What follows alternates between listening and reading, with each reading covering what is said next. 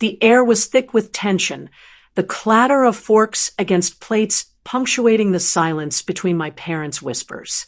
I had been sitting quietly watching my family, the ones who were supposed to love me, laugh at stories that didn't include me. My presence seemed like a nuisance, a background decoration rather than someone worth noticing. Then my sister leaned back in her chair, smirk playing across her lips, and said it outright. "Honestly, you're not even family." I froze, the words reverberating through my chest. Not hurt, not exactly. More like a switch had flipped. Years of subtle dismissals, unfair comparisons, and cold shoulders, all of it funneled into that single sentence. "Hey, if you enjoy my content, please subscribe and hit the bell. Your support means everything and helps me keep creating. Thank you so much." Mom and Dad exchanged a glance, as if to see whether she had overstepped, then shrugged, casual, detached, as if confirming their stance. "She's right," Dad said lightly. "You don't fit in with us." I felt the heat rise in me, but I kept my voice low, calm, steady, careful.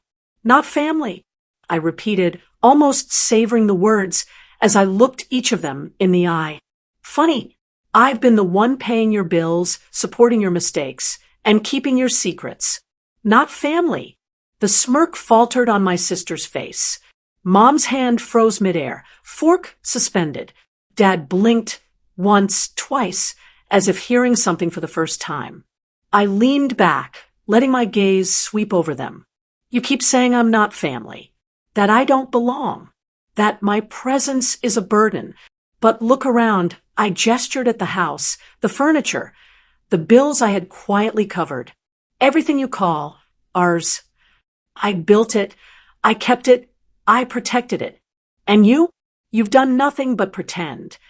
The room went silent, not the tense, awkward silence of polite dinner conversation, but heavy, sharp, impossible to ignore silence.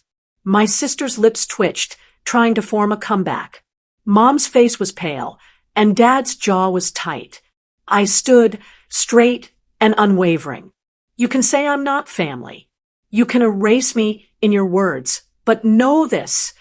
I am the one holding the pieces of this family together. And without me, there's nothing left for you to call ours." I grabbed my bag, walking toward the door.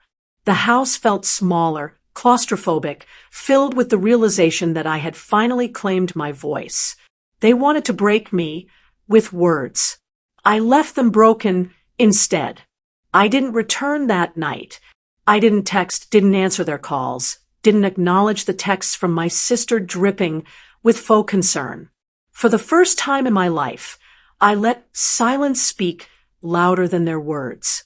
The next morning, I moved, quietly taking the documents, the accounts, the keys I had been entrusted with over the years, every little detail of our shared life, the assets, the bills, even the memberships they assumed were theirs alone, I now had control over. And I did nothing. I let them stew. Days turned into a week. I watched from a distance as panic seeped into their routines. Dad couldn't pay one of the utility bills without my intervention. Mom realized the car they'd relied on was technically under my name. My sister, who had laughed at my supposed incompetence, had no access to accounts, no passwords, no leverage. Their world, which they assumed was untouchable, was suddenly fragile. Calls came in, sharp-clipped, demanding, but I remained steady, calm, detached. I didn't need to shout, to threaten, to explain. I simply reminded them of the truth. Everything they claimed as theirs had been built, maintained, and protected by me. Everything. Their entitlement was built on my silence, my patience, my work, and now I had none left for them. Then came the day I showed up at the house. I wasn't angry. I wasn't seeking revenge. I simply walked in with a lawyer in tow, documents in hand. My sister tried to interrupt, tried to protest, tried the same sneer she'd worn at dinner. I held up the papers, letting the silence weigh on her. I'm transferring ownership of all the shared assets to my name, I said, effective immediately. Her face went pale. Mom's lips parted as if to speak, but no sound came. Dad clenched his fists, but even he realized that this time, words weren't enough. The house, the accounts, the investments, they weren't theirs to command anymore. They had spent years trying to control me with guilt, manipulation, and ridicule. I had spent years biding my time, building quietly, strengthening my position without confrontation. And now, the balance had shifted. I took my place in the living room, calmly surveying the faces that had mocked me for so long. My sister's hands shook. She looked like a child caught in a lie she couldn't deny. Mom and Dad exchanged worried glances, silently negotiating what to say, knowing any word could make the situation worse. I spoke again, softer this time, letting each word land like a stone. You told me I wasn't family. You told me I didn't belong. You told me I was useless.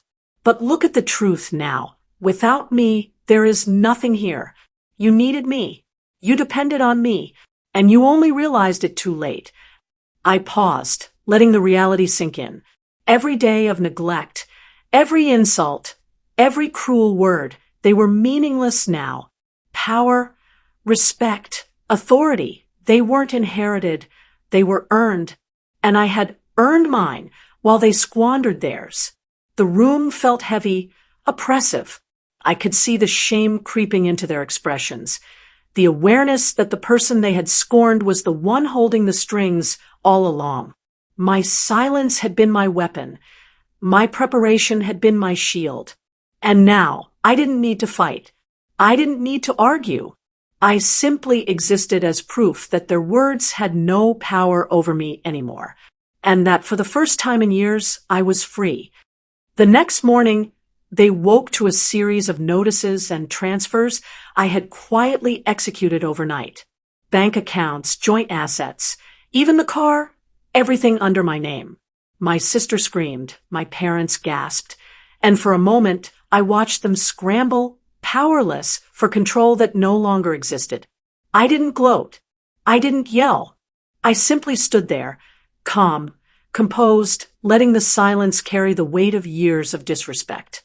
My parents tried to negotiate, my sister begged, but nothing could reverse the truth. They had treated me as less than family, and now, for the first time, they were powerless to undo the life I had quietly built around me. Then I spoke, slow and deliberate. You wanted me out of your picture. You wanted to erase me. But I'm not someone you can erase.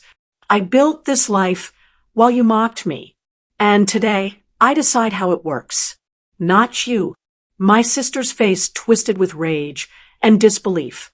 She had spent years assuming she could step on me, belittle me, and take what she wanted. Now, she realized every insult, every attempt to diminish me, had only hardened my resolve. Mom and Dad tried to justify themselves, their voices trembling, but I stopped listening. I wasn't seeking apologies or validation. I had already taken what mattered most, my independence, my dignity, and the realization that I no longer needed their approval. I walked through the house, past the rooms that had once been battlegrounds of scorn and dismissal. Everything they had assumed was theirs. They no longer had any claim. And in that quiet, heavy space, I felt something I hadn't felt in years, complete freedom. They sat there, stunned, realizing that their cruelty had backfired. Their attempts to control me had only revealed my strength. Their words could no longer wound me. And in that moment, I understood the ultimate truth. Family isn't given. It's earned, nurtured, and respected. I had been denied it, but now I had created my own life, my own rules, and my own unshakable identity.